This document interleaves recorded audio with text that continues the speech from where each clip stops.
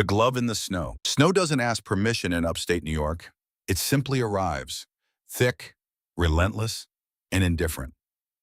By 8:45 p.m. on a January Thursday, County Route 17 outside the small city of Elmira had vanished under almost 7 inches of fresh powder. No center line, no edge markers, nothing but a white void pressing against the windshield of the black Mercedes GLE that belonged to Abigail Harper. Abigail had been driving for nearly an hour, hands fixed at 10 and 2, jaw tight, breath measured. The SUV was only 4 months old, leased through the company, still smelling faintly of new leather and ambition. She had left Rochester after a late board call, heading to a site inspection at a precision components manufacturer her firm had just closed on. Then came the shudder in the steering, the amber warning triangle that had never appeared before, a mechanical cough, and silence. She eased onto what she hoped was still the shoulder. The engine quit completely. No bars, phone at 2%, heater already weakening against 22 degrees. She sat in the sudden quiet, watching her breath bloom and fade on the glass, and thought, this is what happens when you chase quarterly synergies instead of going home. At 9:12, headlights appeared in the rear view, high, yellowed, moving cautiously. An older Ford F-150 lifted a little, rust eating the wheel wells. It slowed, stopped 10 yards back. The driver's door opened. A man stepped down into the drift. Even from a distance, she could see the jacket. Faded Carhartt, cuffs frayed, the kind of coat that had carried someone through too many winters. Behind him, 3 small figures climbed out of the extended cab and huddled together beside the tailgate. He walked forward without hurry. Abigail did not unlock the doors right away. He stopped a respectful 3 feet from her window and simply waited, hands loose at his sides, breath rising in calm plumes. No tapping, no waving, just patience. She hit the unlock button. He crouched beside the front wheel without a word, already studying the undercarriage and the beam of her headlights. Only then did he speak. Mind if I pop the hood? No, she said. He lifted it, swept a small mag light across the engine bay. From the truck, the middle child, a boy, maybe 8, trotted over holding a larger flashlight without being told.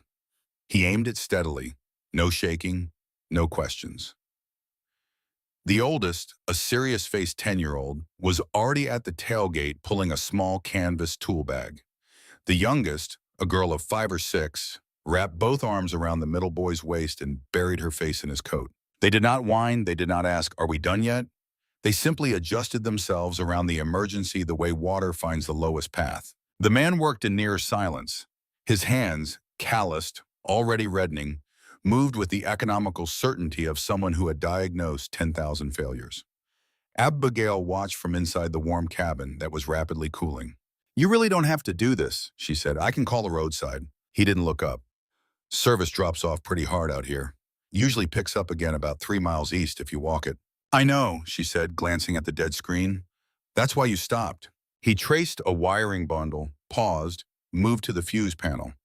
"Fuel pump relay," he murmured, mostly to himself. "Or maybe the fuse itself. You've got a 2024? She nodded. 26 minutes later, the engine caught and settled into a healthy idle. Relief washed through her ribs like warm water. She reached for her purse. "Please, let me at least..." He straightened.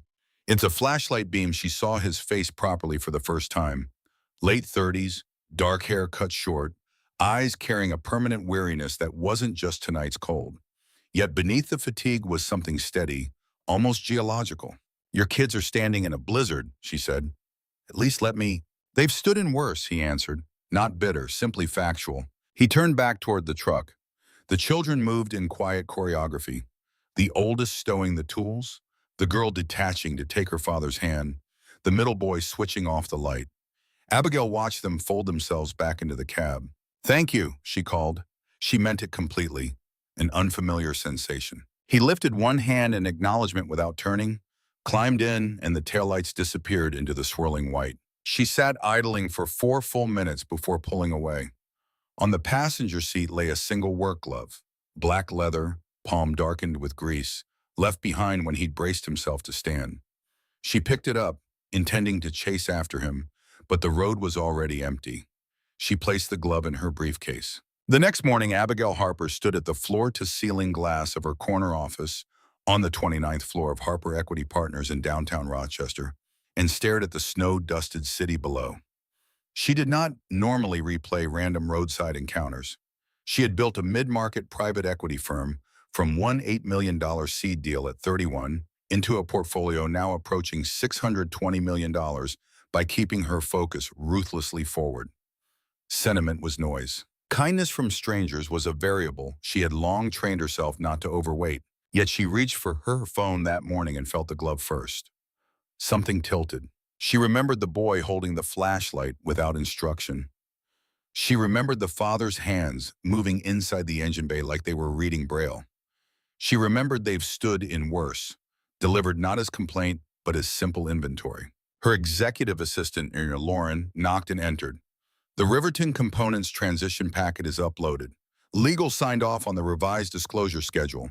Their CEO is asking for 20 minutes pre-kickoff on Thursday. 15, Abigail said. And Lauren, send me the full employee census. Everyone. Lauren paused. The whole 410? Everyone. The Riverton Components deal had taken 7 months to close. Not the largest in the portfolio, but one of the most important.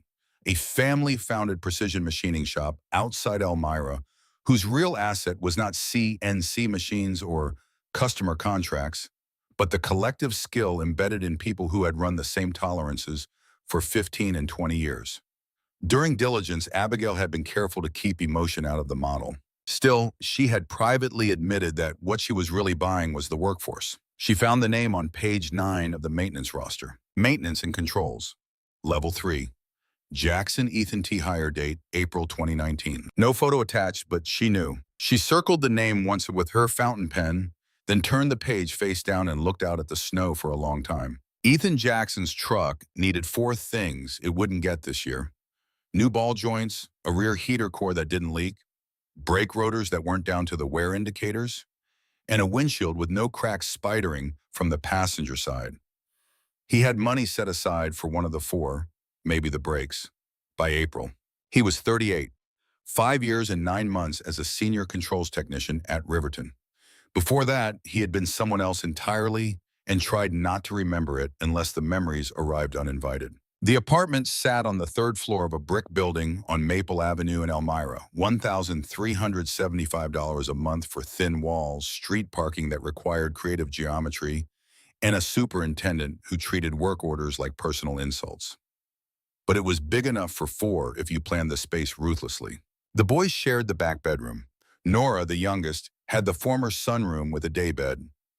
Ethan slept on the sleeper sofa in the living room and folded it away every morning so the apartment would never feel like a temporary camp. His mornings were timed to the second, 5:55, alarm 6:03, coffee started, lunch is packed, 6:18, wake Caleb and Jonah, 6:25, wake Nora always required You Are My Sunshine, sung softly for at least 2 full verses. 7:05, drop off at Mrs. Delgado's in-home daycare, then Roosevelt Elementary for the boys, 7:48. Clock in at Riverton. Phone. On Tuesdays and Thursdays, the district after-school program ran until 5:45. Mondays, Wednesdays, Fridays were covered by Mrs. Delgado's daughter Sophia for $65 a week, an amount Ethan had calculated to the dollar where his budget and her availability met without either side bleeding. At Riverton, he was known for seeing the fault beneath the fault. The vibration that wasn't a bearing, but a misaligned coupling 2 stages upstream. The intermittent PLC error that only appeared when ambient humidity crossed 68%. His direct supervisor, a man named Todd Whitaker, called it overcomplicating things. Todd had survived 11 years in management by keeping problems vertical, pass them up or delegate them down, and found Ethan's diagnostic instinct quietly threatening. Rumors of the acquisition had been circulating for 6 weeks. Everyone knew the new owners were from the city. Everyone knew changes were coming. One Tuesday night, Ethan was heating leftover chili, Jonah's favorite, when Caleb, 10 and recently obsessed with his dad's news alerts, looked up from the tablet. "Dad, what's an acquisition?" Ethan stirred the pot. When a bigger company buys a smaller one, like Riverton. Caleb's eyes, storm gray inherited from his mother, narrowed. "The paper says the new people are from Rochester. Says there might be layoffs." "There are always changes," Ethan said. "Pass me the cornbread, please." Caleb passed it. He had already learned which questions not to chase to the end. After the kids were asleep, after the sofa was folded out, after the kitchen light was off, Ethan sat in the dark with his phone. The company-wide meeting notice had landed that afternoon. February 6th, mandatory, new ownership introduction. He read it twice, turned the screen off, and sat in the quiet for a long time. Abigail arrived at Riverton at 7:51 on a Thursday, 9 minutes before the published start time. She had long ago learned that the 9 minutes before any meeting reveal more than the meeting itself. She did not arrive as Abigail Harper, founder and managing partner. She arrived as Abby, transition team liaison. Not a lie, just a selective editing of title. She wanted to see the company breathe before her name became a variable in every conversation. She also privately wanted to see him before he knew who she was. The plant was low, blocky, 1980s industrial. Concrete tilt-up walls, metal halide lights, the permanent smell of cutting oil and overheated coffee. Floors swept daily but not waxed in a decade. Plant manager Greg Harlan met her at reception, handshake firm but wary. Conference room's ready for the 9 o'clock all hands. I'd like a floor walk first, she said. Greg glanced at his watch. The rest of the team arrives at 9, she added. I just want to see operations before we start talking. He walked her through. The due diligence deck had listed machine ages, uptime percentages, scrap rates.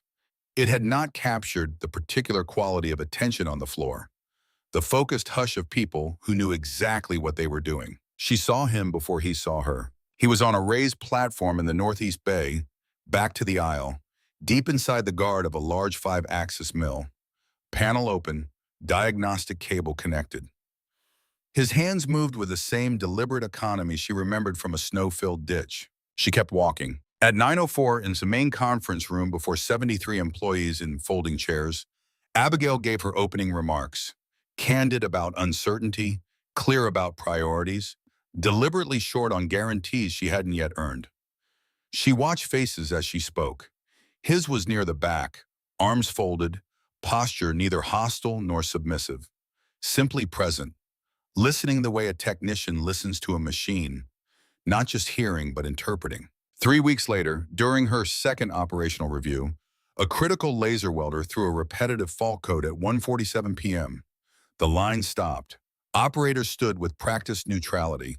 Todd Whitaker jogged over, already narrating excuses before he reached the panel. Abigail listened for 70 seconds. Then, who knows this welder best? Todd blinked. Who has touched this machine the longest, she repeated. Silence parted. Ethan was already moving, no glance at Todd. He opened the access door, plugged in, scrolled through the fault history. 11 minutes of silent work. Twice he paused at the same data point, eyes narrowing. On the third pause, he said to the lead operator, "Found it." 3 calm sentences, root cause, why it had masqueraded as intermittent, next steps. Todd stared at the floor. Abigail caught Ethan before he reached the far exit. "Mr. Jackson." He turned. "Ma'am, that was clean work. Wasn't complicated. The log shows that fault was closed twice in the last month." A flicker crossed his face, brief, controlled. "It wasn't closed." "I know." She held his gaze. "I'd like 1 hour with you next week. Operational deep dive." He studied her for 3 seconds. "Okay." He walked away. Later, she pulled his file. Annual reviews, meets expectations, every cycle, a rating so generic it bordered on insult. She requested pre-Riverton history through a discreet HR partner. 2-year gap on his resume. Before that, controls engineer at a Tier 1 automotive supplier in Dayton. Before that, BS Mechanical Engineering, Purdue, summa cum laude. The gap report arrived 48 hours later. Spousal caregiving leave. Wife diagnosed with aggressive ALS at 33. Progression, brutal. Passed 28 months later. Nora was 13 months old. Caleb was 4. He had walked away from a 6-figure engineering career to be full-time parent and nurse for a woman who was disappearing in front of him, and for 3 children who were still learning object permanence. Abigail read the summary twice in her car in the Riverton lot, heat on full, engine running. For almost 5 minutes, she did not think about EBITDA multiples or integration timelines. She thought about they've stood in worse. Now she knew what worse looked like. Nora's fever hit 103.8 on a Wednesday night. By Thursday morning, it was 104.2 and rising. Ethan ran the triage every parent eventually memorizes. Who can watch her? Does urgent care open at 7? Will HR code this as emergency leave or unexcused? Mrs. Delgado was out of town. Sophia had midterms.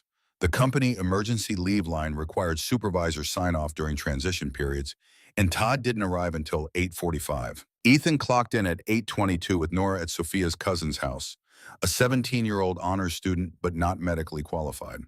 He had been on station 40 minutes when Todd appeared. Third family absence request this quarter, Todd said, loud enough for neighboring stations to hear. Second was a scheduled well visit I booked on a Saturday. I can pull badge data if you need it. Todd glanced around.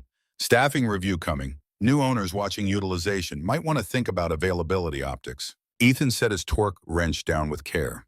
Are you saying approved family leave will impact my position in the review? I'm saying optics matter. Ethan picked the wrench back up and resumed work. At 11:19, a text from Sophia's cousin, 104.6. Should I take her in? He was heading to the break room to call when he nearly collided with Abigail coming the opposite direction, tablet in hand. She read his face instantly. What's wrong? He hesitated, then, because the number was still glowing on his screen. My daughter's fever spiked. Backup fell through. I need to get her to urgent care. Go, Abigail said. Todd said. I heard what Todd said. Her voice dropped to something quiet and surgical. Go take care of your daughter. I'll handle Whitaker. Ethan looked at her. Really looked. Recognition arrived slowly like a waveform resolving on a scope. First the eyes, then the jaw, then something deeper. Then, you're the woman from the snow, he said. She didn't flinch. Yes. He glanced around at the machines, the fluorescent hum, the people pretending not to watch. Then back at her. This company is mine, she finished. His face closed, not rage, but a complicated armor she recognized. The particular shame of realizing your vulnerability has been visible to someone who holds power over you. He walked past her toward the exit. He didn't return that day. He logged emergency leave, took Nora to urgent care, double ear infection, bacterial, antibiotics, nothing life-threatening. In the pharmacy waiting area, Nora fell asleep against his chest, arms looped around his neck, forehead hot against his jaw. While she slept, he searched Abigail Harper on his phone. 4 minutes later, he understood everything. Harper Equity Partners. Portfolio spanning 8 verticals. Recent profile in Forbes. The Quiet Builder. How Abigail Harper assembled a $500 million platform by listening more than speaking. The same face from the snowstorm headlights. The same face that had watched him diagnose a welder fault with what he had assumed was professional curiosity. She had known who he was since the roster. She had stood in front of 73 employees and introduced new ownership while already knowing exactly who he was. He didn't think she was malicious. He understood the logic of observing before declaring. He had read enough business articles in pediatric waiting rooms to know it was standard. But he had also let her see pieces of his life he normally kept behind a firewall. He had almost asked her for help the way you ask a coworker, and she had been something else entirely. The next morning, he returned to Riverton with a face that revealed nothing. He worked. He avoided her. When she found him, quietly on the third day, he was courteous, professional, and completely distant.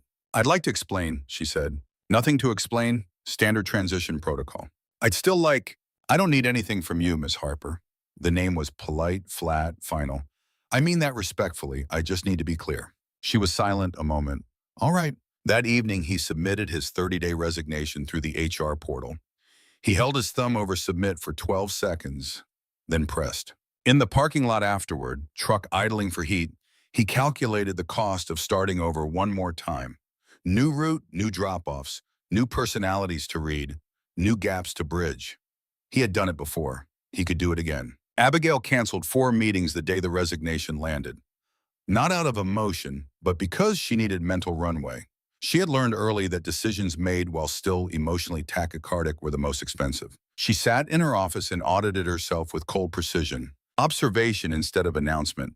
Standard, neutral. Recognizing him on the roster, neutral. Choosing not to disclose immediately until he hear the reasoning slowed in him. The stated reason, operational clarity, was true. The unspoken reason, she had wanted to see him again and didn't know how to do it outside the frame of hierarchy, was also true. She did something she wasn't proud of and did it anyway. She called Dr. Elena Torres, a pediatric neurologist she served with on a foundation board, and in deliberately vague terms, asked about programs offering low-cost specialist follow-up for children with recurrent infections and limited coverage. No names given. Dr. Torres offered three options. Abigail wrote them down, placed them in an envelope addressed to Ethan Jackson at Riverton's employee mail drop, not his home, wrote, "In case helpful," AH in her own hand, Nanayan, and sent it regular mail. Slow, ordinary, deniable. Then she turned to structure. She had planned to create a new role, Director of Operations Engineering, Technical Oversight, Maintenance Strategy, Capital Planning, direct report to the Transition Office. She had been quietly recruiting externally. She closed those searches. She opened Ethan's file instead, performance notes, background, floor observations, and built the business case. She would not move on guilt or sentiment, only if the data supported it. By 11:40 p.m., she was satisfied the data did support it. Base salary, roughly 3.1 times his current rate. She saved the draft, did not send. Ethan's last day was a Friday in late February. He had not told the children yet. He had a second-round interview at a sheet metal fabricator in Corning, longer commute, better pay, and a soft offer from a smaller plant in Bath, shorter commute, solid benefits. He was narrowing variables. At 4:58 p.m., he reached his truck, keys in hand. Abigail's car turned into the lot and parked 2 spaces away. She stepped out, dark green parka, practical boots, no designer gloss, weather gear not statement. She stayed 6 feet back. "I'm not here to offer anything," she said first. "I want that clear before I say another word." He waited. "I sent something to your plan address 3 weeks ago. Healthcare resource list for Nora. I'm telling you now so you don't discover it later and wonder." He said nothing. He was listening. "I know you searched me," she continued. "I know what you found. I know how the last 6 weeks must have looked from your side. You had every right to feel ambushed." "I wasn't angry," he said. True and not entirely true. She accepted the nuance with a small nod. "I was going to explain why I didn't identify myself right away," she said. "But I've decided the explanation isn't the point. The point is that I sat in my car for 4 minutes after you fixed my engine, and I thought about you and your kids for days before I ever opened the Riverton roster. I've spent weeks trying to keep those two moments separate. They aren't." Wind moved between them. His breath fogged. "There's a role," she said. "Director of Operations Engineering. I wrote the description. You're the right person, not because of a snowstorm, but because I watched you work for 7 weeks and I recognize capability when I see it.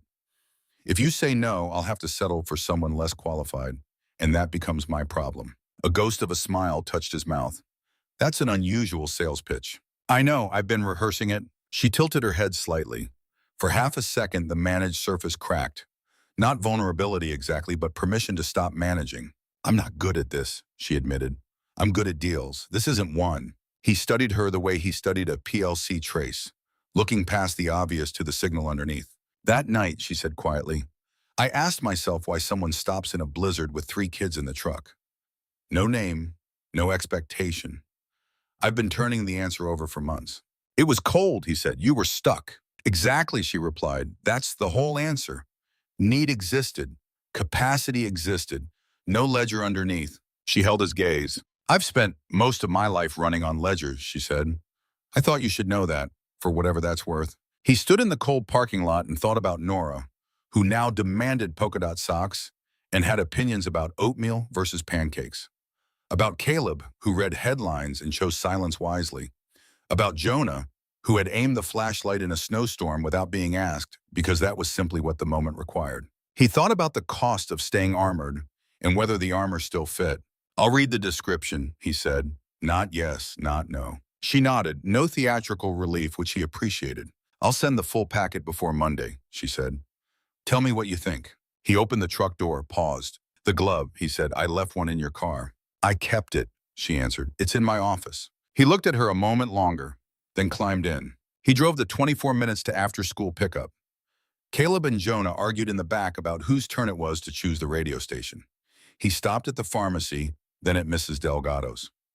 Nora had drawn a blue marker dragon on her sneaker and declared it a flying puppy. That night, after baths, after stories, after dishes, after the apartment settled into the particular hush that arrives when children finally sleep, Ethan sat at the kitchen table with black coffee and opened his email. Subject, position description, Director of Operations Engineering, Riverton Components. The document was thorough, demanding, honest.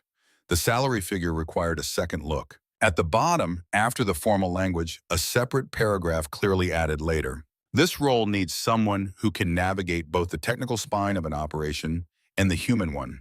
In my experience, those are almost never the same person. I have watched you for 7 weeks. You are both. This assessment has nothing to do with snow. It has everything to do with 11 minutes, a welder fault, and the way you explained root cause in 3 sentences to someone who needed to understand it. He read it twice. He typed, deleted, typed again. 3-month trial period. Let's see if the numbers work. He hit send before he could polish it into corporate. Her reply arrived in 5 minutes. Perfect answer. 1 month later, early April, a soft snow fell again. Not accumulating, just dusting the pines and making the streetlights glow like halos. Abigail sat in her car in the Riverton lot, finishing a call, when she saw Ethan cross the pavement. Nora rode on his shoulders, coat sleeves dangling past his. Thursday, Nora's preschool dismissed at 4:20, and he had quietly adjusted his clock-out window.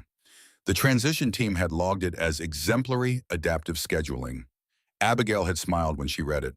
Nora was pointing at the sky with grave authority. Ethan looked up, said something low, and Nora laughed. That sudden full-body laugh only small children still own. Abigail watched him lower Nora, buckle her in, answer her nonstop commentary in calm 2-word replies. She rolled her window down. He glanced over just as he closed the door. She didn't stage the moment. She simply said, "Those are the same kids who held the flashlight." He looked at her, clear, quiet, the way he looked when a diagnostic finally resolved. "They are. They were very good in the dark," she said. He held her gaze for a breath that neither measured. "Yeah," he answered. "They're pretty good." He climbed in. Taillights came on. The truck turned east toward Maple Avenue, toward supper, toward the small, stubborn arithmetic of 4 people who had arranged themselves into something durable. Abigail rolled the window up. She sat in the warm cabin listening to snowflakes touch metal, barely audible, barely heavy. Some things refused to be shaped like transactions. This was one of them. She would have to become better at things without frameworks. Strangely, she was not afraid of the learning curve. She reached into her bag for her phone. Her fingers brushed the glove first. She had moved it from the office drawer to her purse 4 days earlier, no explanation offered, even to herself. The leather was soft at the fingertips, worn by years of real work, not display. She held it a moment, its familiar weight, its history, then set it down. And she thought about Jonah aiming the flashlight without being asked, about Caleb reading acquisition news and accepting half answers because he was 10 and already learning which silences protect people, about Nora pointing at the sky with perfect certainty that the world still runs on wonder instead of consequence. She thought about what it might mean to step closer, not observing from a parking lot, not sending anonymous envelopes, but actually entering that small orbit, imperfectly, awkwardly, in person. The possibility rested in her chest without pressure and without panic. That alone felt like new territory. Outside, the truck's lights disappeared around the corner. The snow kept falling, light, unhurried, on the lot, on the road that had once been impassable. Now just an ordinary street leading home. Life lesson. In a world obsessed with ledgers, who owes what, who gains what, there are still moments when someone simply helps because the need is real and they have the means. No invoice follows, no favor banked. Those moments remind us that the deepest value in life isn't measured in portfolios or titles, but in quiet, uncalculated decency. When we stop reducing people to roles or risks, we start seeing them clearly.